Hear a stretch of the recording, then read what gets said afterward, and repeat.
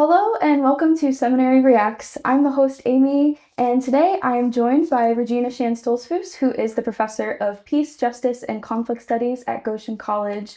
She is the author of Resistance, Resilience, and Radical Love, Reflections on Blackness and Teaching Peace, and Been in the Struggle, Pursuing an Anti-Racist Spirituality. Thank you for being here today. Oh, I'm so glad that this finally worked out. I'm glad to be here. Yeah, this is so exciting. Yes. Would you like to talk a little bit about your passions, the work you do, anything you like to do for fun outside of the work you do? Sure. Well, the first thing that I will say is the work that I do is, like you said, peace, justice, conflict studies, which takes up a lot of brain space thinking about all the terrible things. So I do have to be conscious of doing things that give life. Yes. I love to read. I love to go for walks. I'm starting to sound like I don't know, like a dating app, but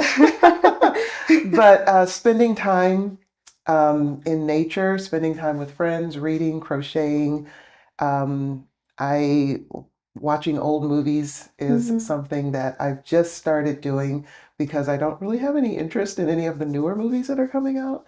So yeah, those are some of the things I like to do. Awesome, awesome. So before we dive into some of these Reddit posts, what is your experience with Reddit? Well, I usually end up on Reddit when I'm doing a search about something I want to try to, like if I am watching an old movie and I want to know, well, whatever happened to this actor or this or what, and so I'll get into a rabbit hole around celebrities, or sometimes because of the subject matter of the movie, I'll get led in there. So I rarely go straight to Reddit to look for things because sometimes it's a little scary. But I do find some threads that, you know how it is on the internet. You start in one place and you end up in this rabbit hole about people talking about very interesting things with very strong opinions about those things. Yes, very much very strong opinions. Yeah. So have you seen any of the Christian subreddits that exist on Reddit before? I have not, but now I'm fascinated by the idea of them. Yeah. There's a lot of conversations that happen there, and we're going to be diving into that All right. today. Sounds good. All right, ready for our first post? Yes. Okay. So this one is coming from the subreddit Christianity. The title of the post is Do Your Christian Beliefs Compel You to Confront Blatant Racism? Elie Wiesel reminds us that the opposite of love is not hate, it's indifference. Jesus commanded us to love one another and treat others the way we ourselves would want to be treated. Racism obviously goes against the greatest commandment, and many Christians throughout history have dedicated their lives to confront it. Do your Christian beliefs compel you to confront racism? And I was really hoping, I mean, Goshen College being a Mennonite college, AMBS being Anabaptist Mennonite, thinking about Christian beliefs in this faith tradition and the way that that compels us to be confronting blatant racism. Sure. So the short answer is yes, of course. I find it interesting that the first time the question was posed by the person, they specifically said blatant racism, which is interesting. Yeah. Because, and I'll just say a couple of things about that before I go into how my beliefs compel me. I think that was in there as well, to confront racism, to speak to racism, to think about racism as it exists in the world. The word blatant is really interesting because one of the things about racism is that it is the systemic part of it that is so dangerous and so overwhelming for lots of life for people. It orchestrates the way that, especially in our context, the US, that has such a racialized history, it orchestrates our lives and becomes normalized so that people don't think about it. And it is those acts of blatant racism that, you know, back in the day, cross burnings and lynchings and the things that are happening now, where people can say, well, that's racism, and I don't do that, so clearly I'm not implicated in that in any way. So that's a very interesting way of putting it. Yeah. Um, Yeah. but yeah, like I was saying, my answer is definitely yes. And it comes from like my formation as a Christian started with me, with our family going to a racially integrated church. And that's the church that I was raised in. And it was a Mennonite church in a black neighborhood with black and white people going to church together. Started in the late 50s, where that was a really, really, really unusual thing. But for our family and for my friends at church, and then growing up in youth group and all of that, it was just normal.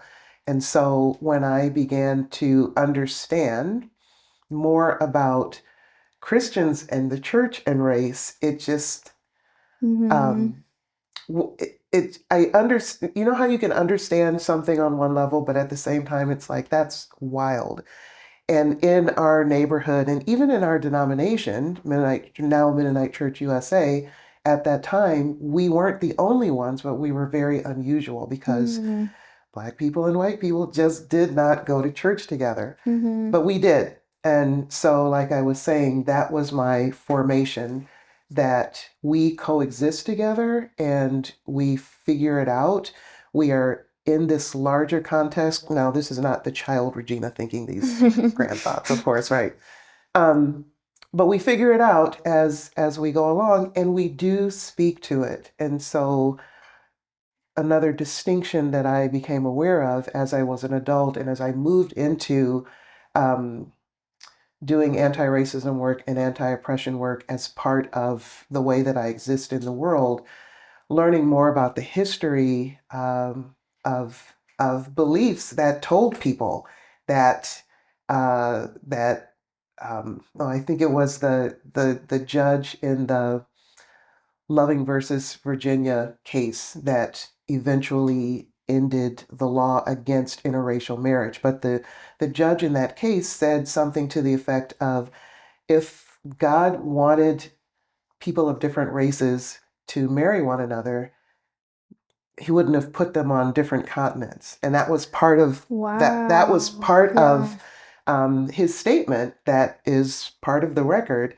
And so you can Hmm. see, and like you can see how people came to believe, or I can't see it, but it's there, that people came to believe that racial segregation was divinely ordained. Hmm. My upbringing was very different.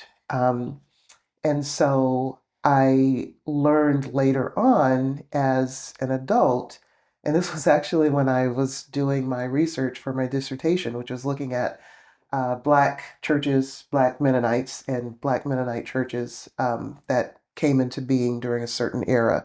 And my church was one of them. I got to dive into the history of my church. And I found out that it wasn't, let's all just be happy together and go to church together.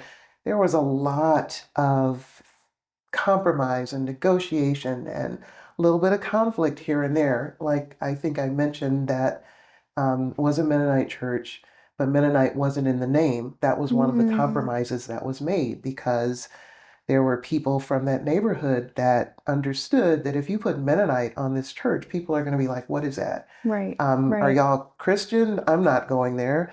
Um, and so we were a community church, but learning about the way that the adults in my life at the time that I was a child were negotiating things like worship style and leadership style and what music are we going to sing, which is why we ended up, when I was going there, having 5 different choirs that had 5 different Wow. kinds of music, Yeah. because we weren't going to, or they weren't, the decision makers, they weren't going to be like, this is the music Mm. that we're going to use.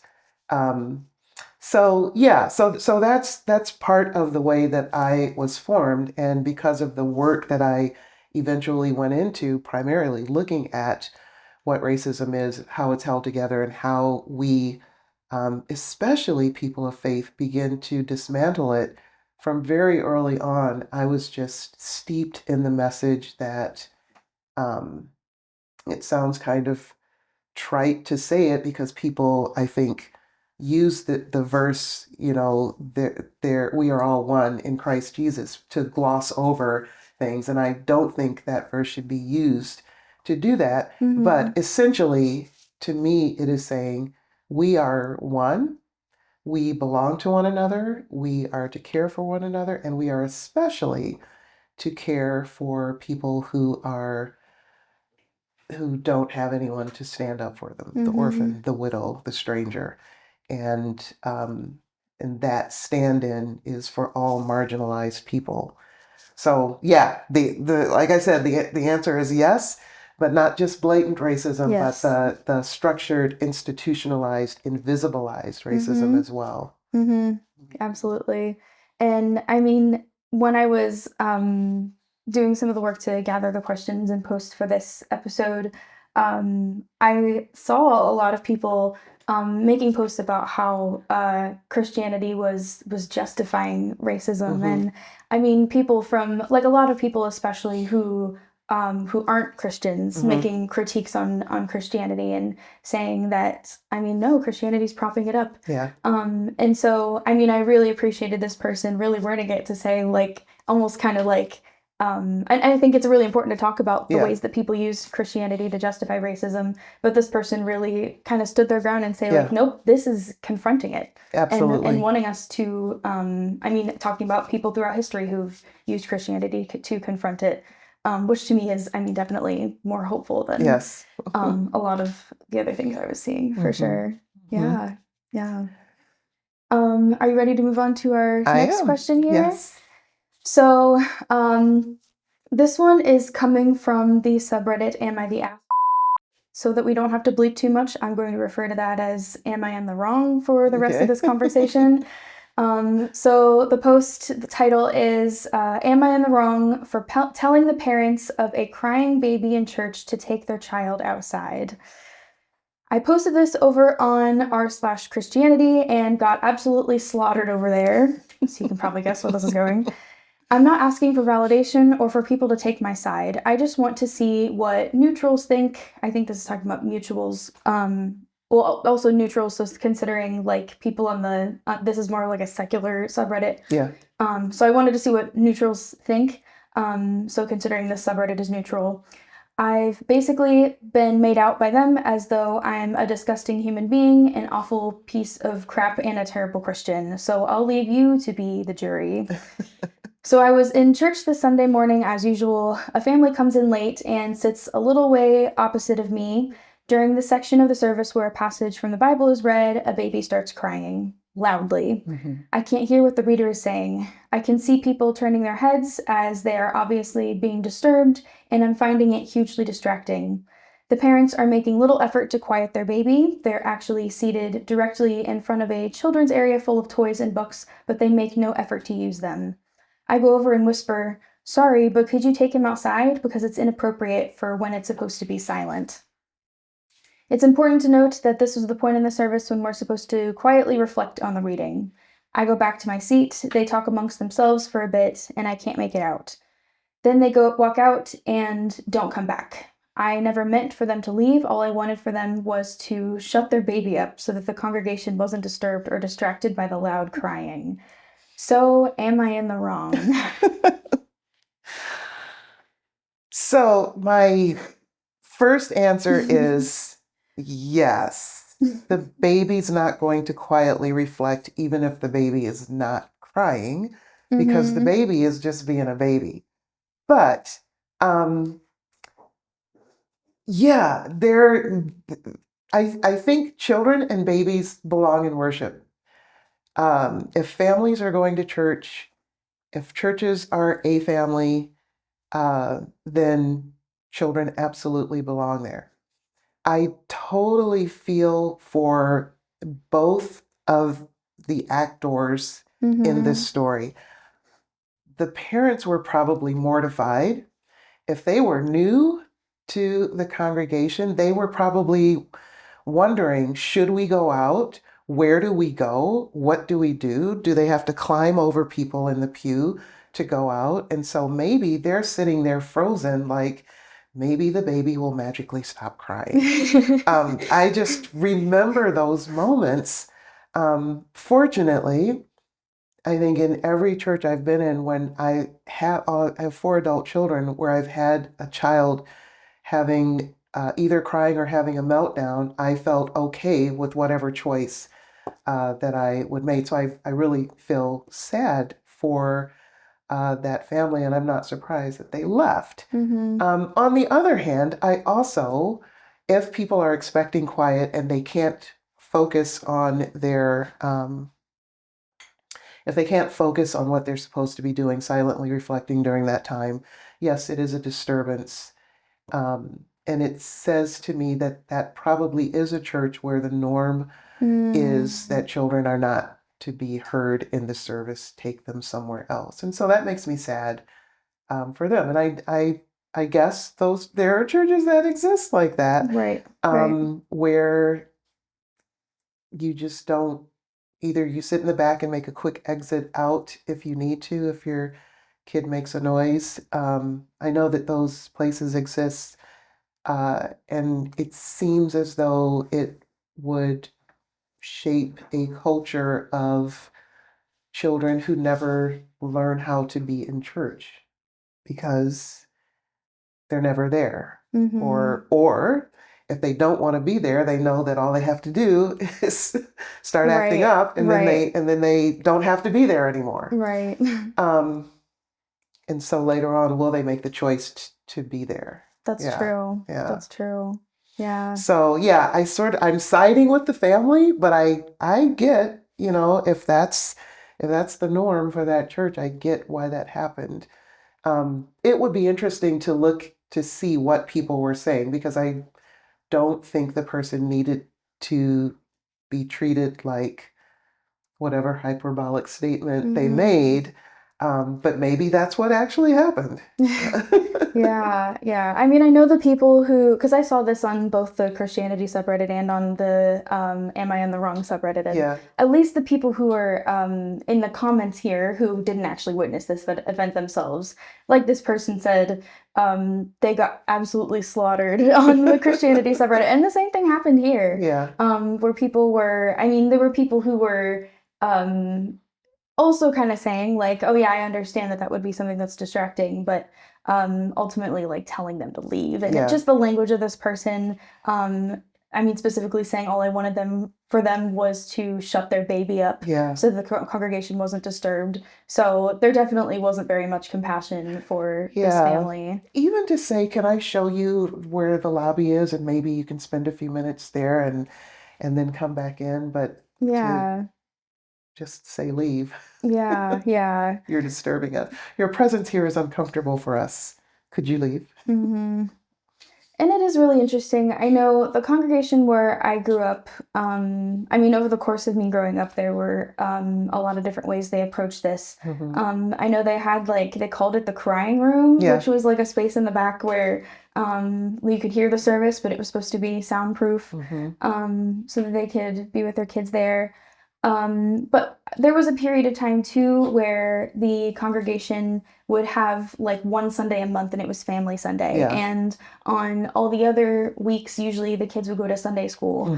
But one week it would be everyone would be in the service together, and there'd be a lot of noise. But I mean, it was kind of like that was kind of the compromise. Let's bring kids into worship, but just make it so you have the services where it's more quiet, but that's just going to be a little bit more somewhat rambunctious, depending on the behavior of the kids that day. So there's a little more of a compromise there.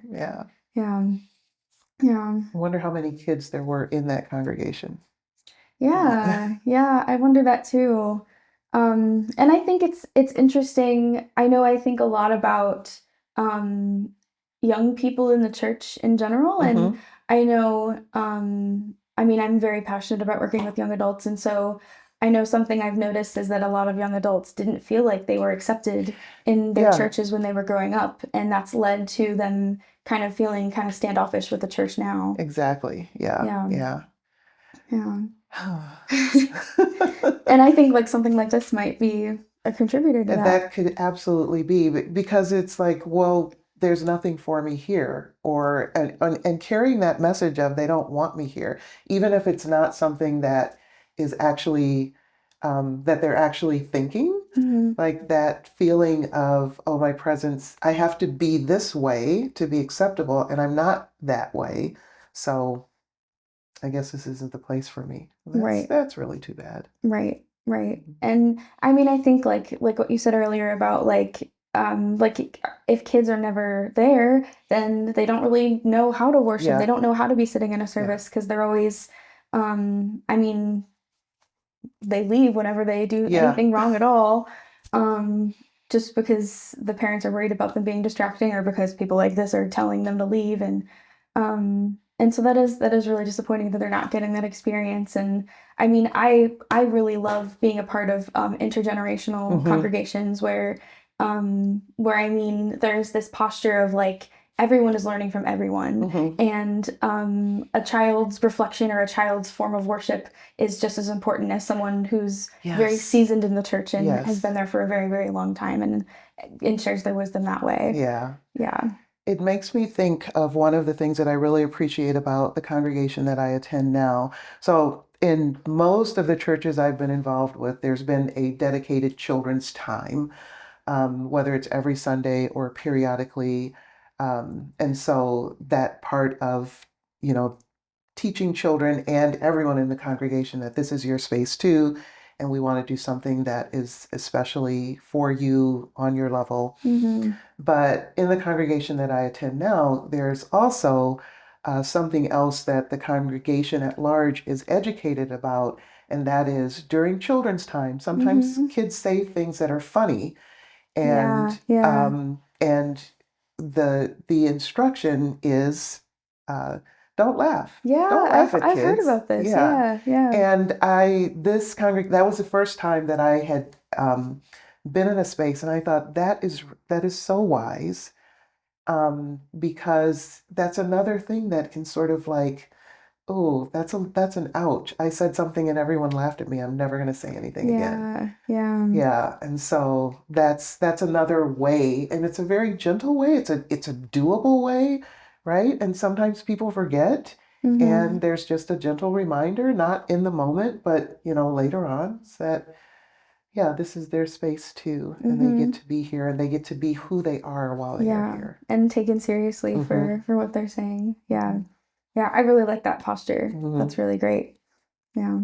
So I want to go back to a question that we used a couple episodes ago with Drew Hart, Hmm. and I'm not going to read the entire post since we did there, but we had someone on the subreddit Open Christian ask the question, why are progressive churches usually so white, and is this a problem? And so this poster, she's a Latina woman, she's lesbian. She says that she couldn't remain Catholic due to her sexuality, so she was trying to explore other churches that were more energetic and charismatic Hmm. in their worship experiences. But everywhere that she went, she was finding that congregations that were more energetic and charismatic were not affirming of her Hmm. identities. But then when she would go to places that were affirming, they were usually very white. Hmm. Um, and so she says, I don't know if this comes across as an issue to many. She says that she's fine attending such a church if it's meeting her spiritual needs, but she can see a case that it would hamper their claims to be for racial justice. So the whole question here is, why are the churches labeled progressive that pride themselves so heavily on being inclusive, have mostly white congregations? And we had Drew Hart that was kind of saying like, well, that's not necessarily true, but there's still that question of like there are still many congregations that are progressive that claim to be inclusive that are mostly white. Yeah, yeah. Yeah. Yeah, I would agree with Drew that there are progressive churches of color, progressive Black churches, but they are harder to find in predominantly white areas. That's been Mm-hmm. my experience, and so, but I resonate with that question. And the top of mind answer that comes to me, um, that is not the whole reason for it, right? Because it's a multifaceted, like there's historical context, social context, all of that kind of thing. It is hard for white institutions to let themselves be changed by people of color coming in. Mm. And there's lots of documentation on that. Researchers, the name that comes to mind most presently is Gerardo Martí, a sociologist who studied interracial churches and churches that were purposely, deliberately trying to become interracial. And I think that one of his conclusions was that if you are a white church and then you say we're open to everyone, but you don't change anything, you're going to remain a white church that may have people come in. Demographics of the area also matter, like I said earlier.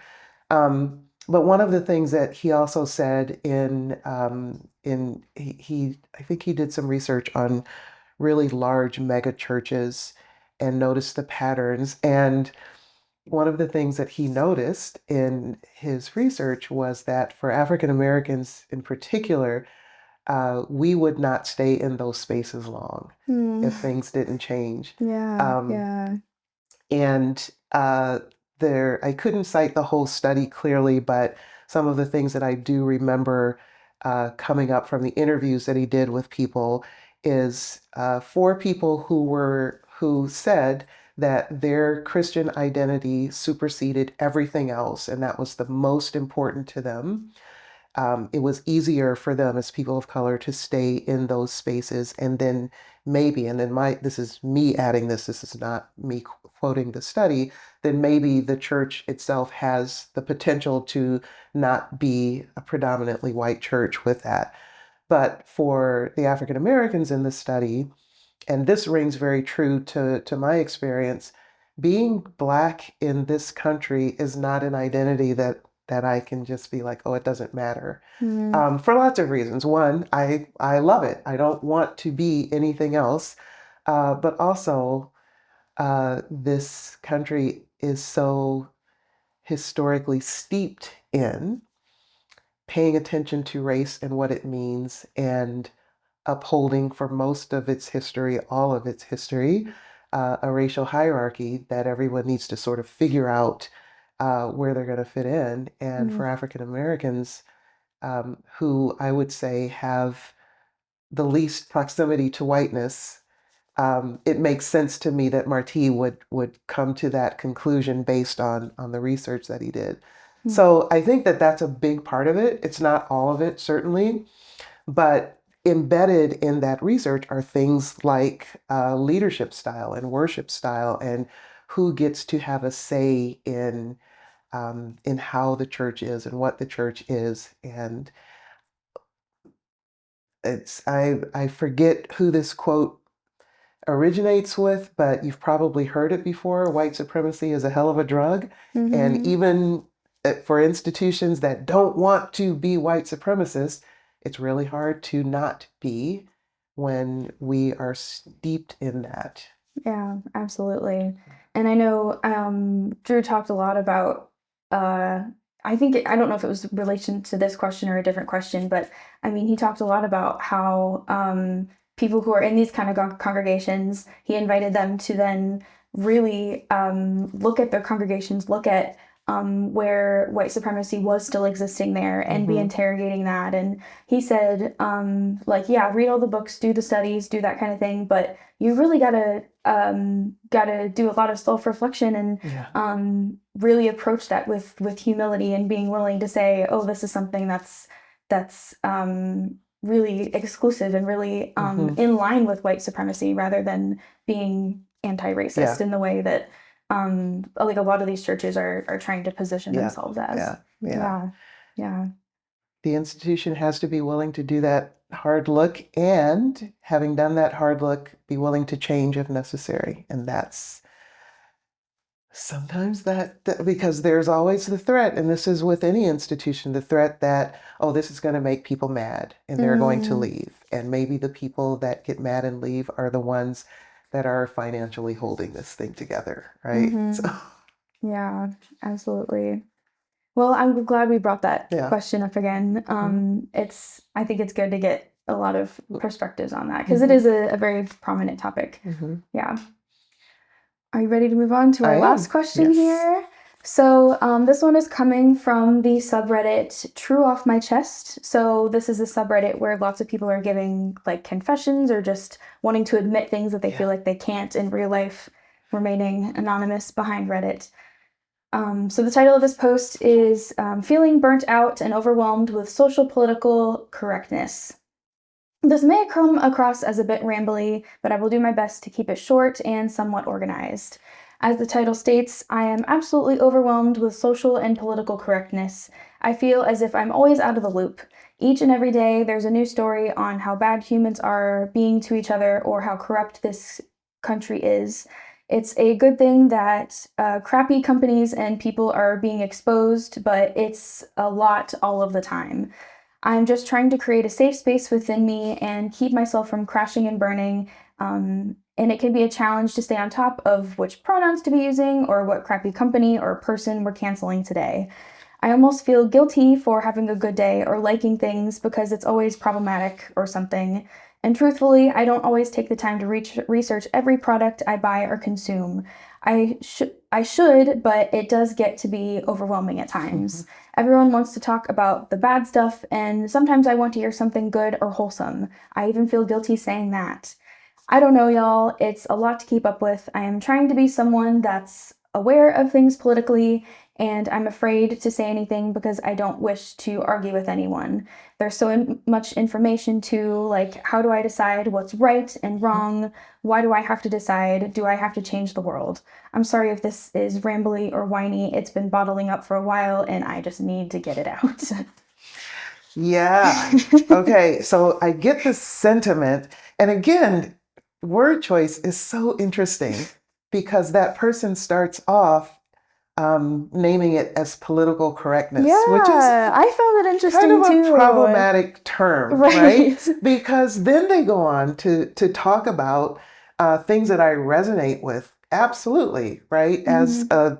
my job in peace studies is to be steeped in all of the horrible things that are like I read about it, I write about it, I make my students read and write about it, then I have to Mhm. listen to them or read their papers, and it is overwhelming. And so, where this person went with that part of it, I think is well, all of it's really real. Like that person's experience is real, um, and I see two sort of lanes there. The one where they are trying not to be offensive to anybody at any time, Mhm.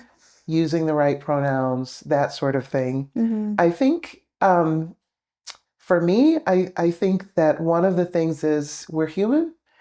We're going to mess up.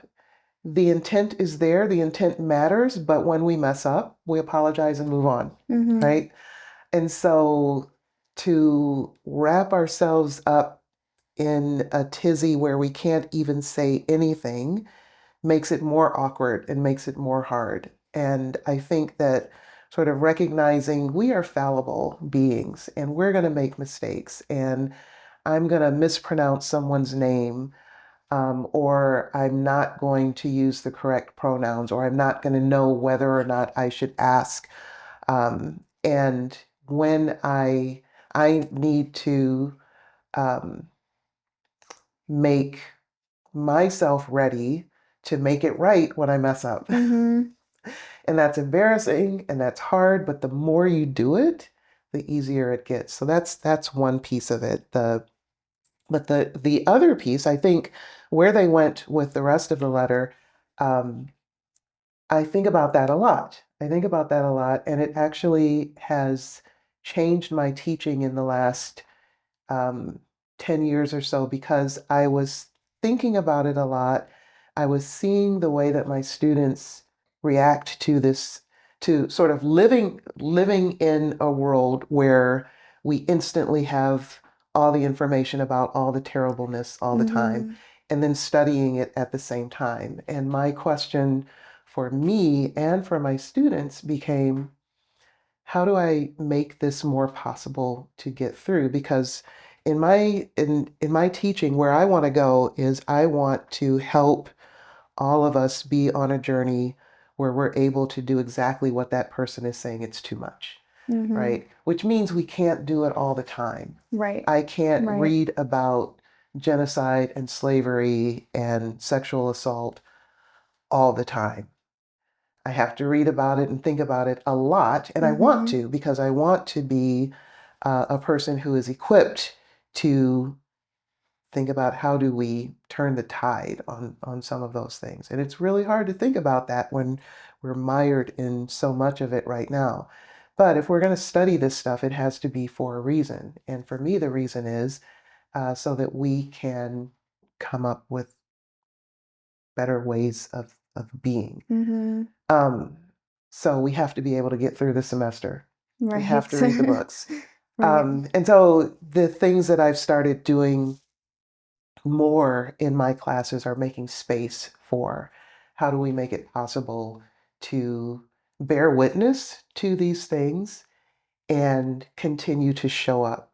How do we build communities where we do that for each other? Where it's like, okay, Amy, you know what? I really need a day away from this right now.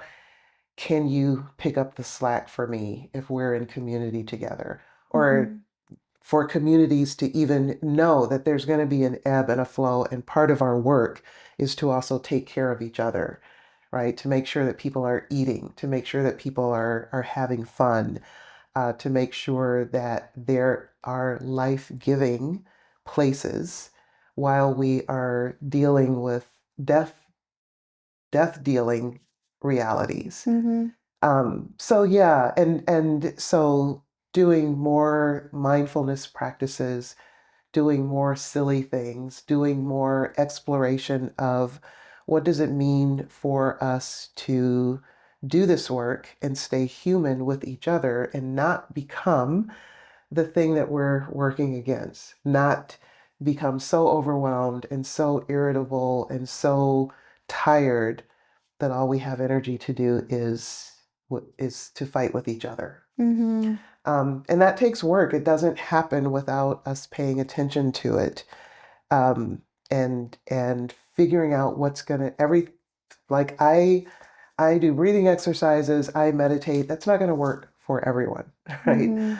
Um, and so one of the things I love about having a 15-week semester in classes where we're paying attention to those sorts of things is exploring, like, what are the practices that work for you and why does it work for you? And how do you know it works for you?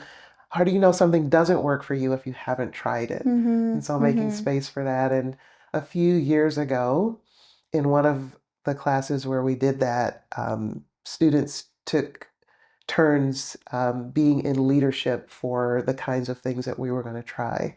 And one of the students said, you know, what I would really like for us to do as a class is have a primal scream together. And I said, okay, we can do that. However, I will need to go to every room on this floor and tell people that they are about to hear a scream.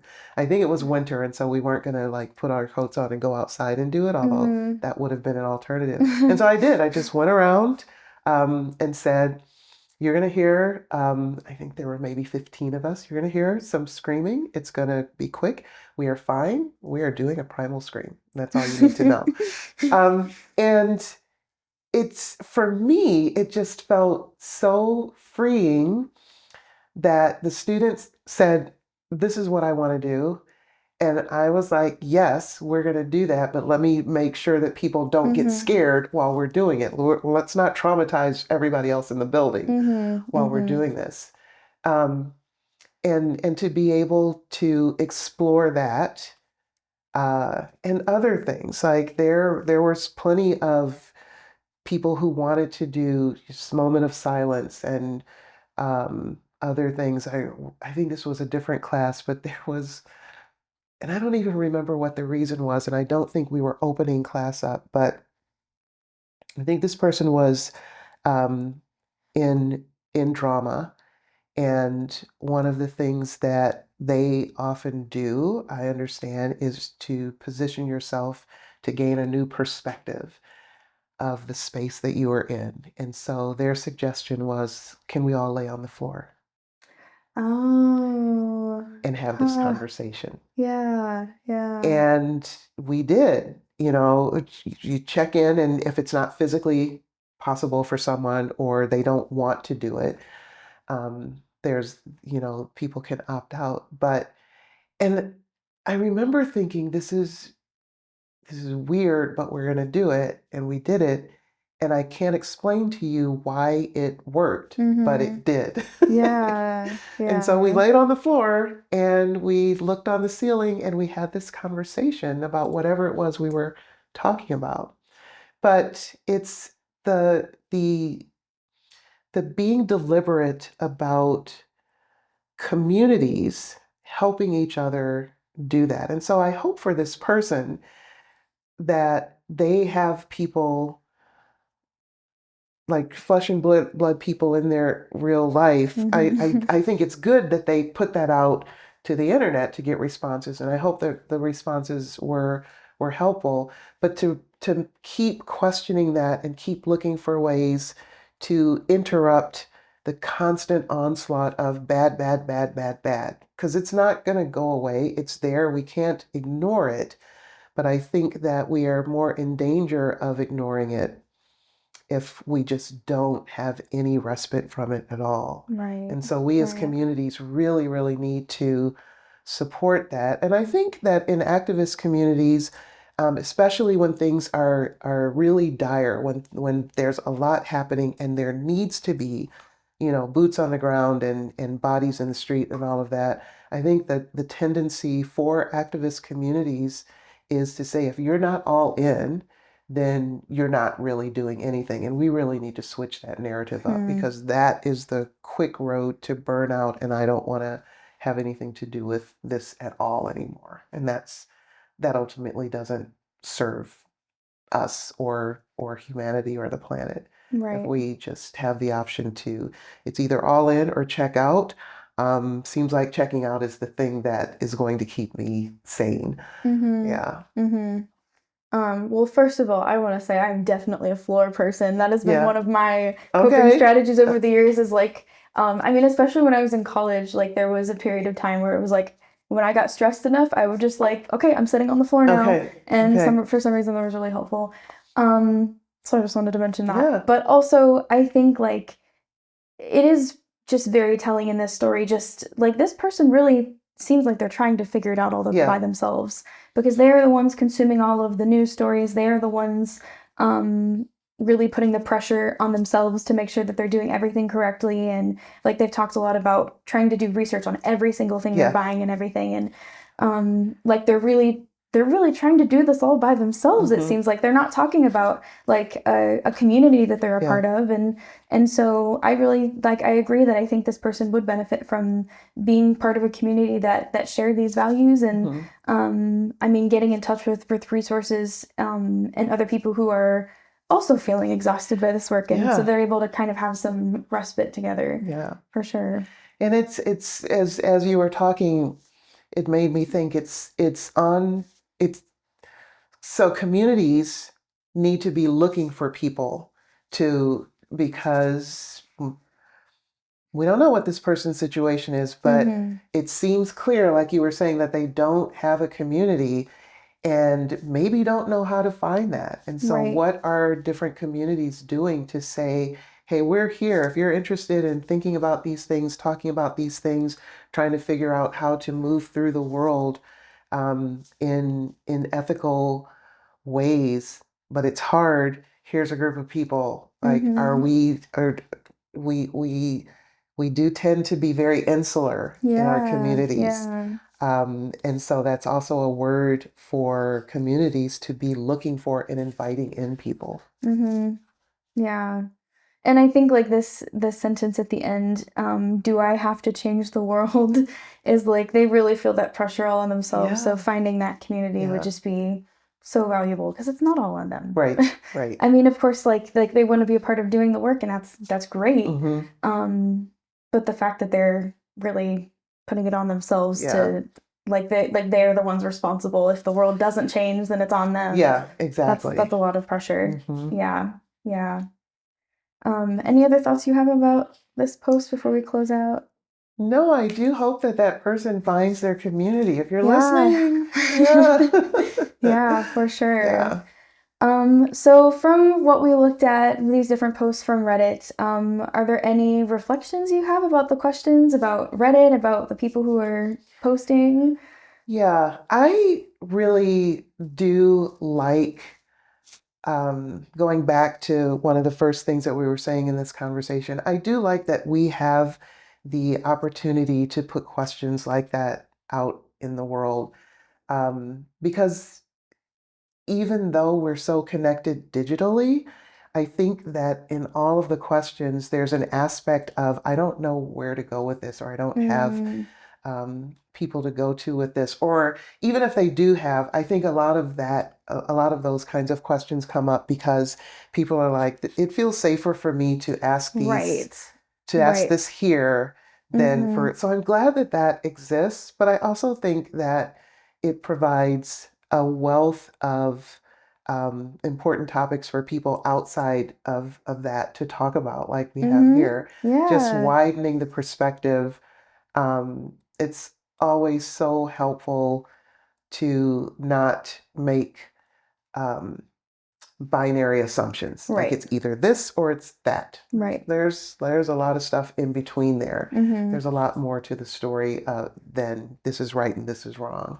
And I think that that's the beauty of those online communities.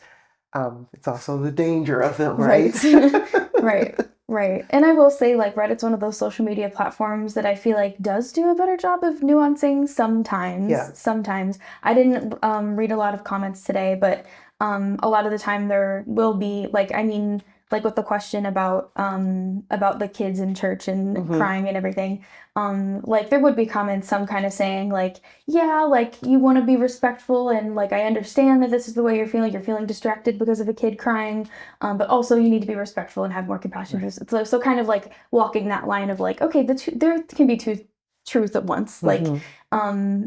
you can have compassion for this family and kind of acknowledge that you're feeling distracted by Yeah. it. Like that's Yeah. okay. But yeah, I mean, I do see Reddit being a place where people can bring those questions and those feelings that they feel like they can't share with people in Hmm. their lives, and at the same time, I think there can be an over-reliance on that, Yeah. and kind of separates them from being able to have those conversations with people in real life. And Hmm. like these are really important conversations to They be really having. are.